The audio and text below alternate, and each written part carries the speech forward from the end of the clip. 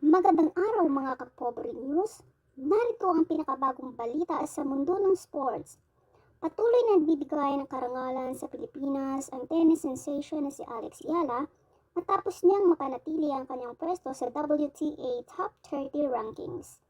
Sa pinakahuling ranking na inilabas ngayong linggo, na sa world number 28 si Yala, nakatumbas ng kanyang career high ranking at siya pa rin ang pinakamataas na naitalang ranggo ng isang Pilipinang tennis player sa kasaysayan ng WTA.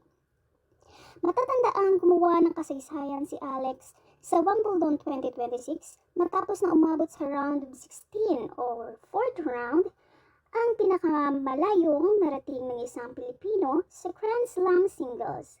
Tinalo niya ang ilang matitinding kalaban kabilang ang dating Wimbledon champion na si Iga Swiatek bago nagtapos ang kanyang kampanya laban kay Jasmine Paolini.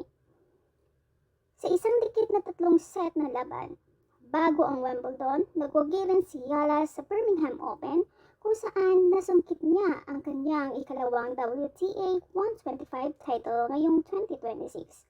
Dahilan para lalo siyang umakyat sa world rankings. Sa kasalukuyang, naghahanda si Alex para sa North American Hardcourt season, kabilang ang mga torneo bago ang US Open 2026, kung saan inaasahang maging isa siya sa mga seeded players ng torneo.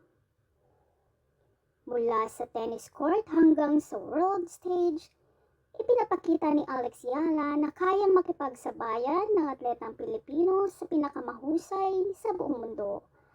Ako si Nening J at ito ang Pobre News Channel Sports Update. Maraming salamat sa panonood.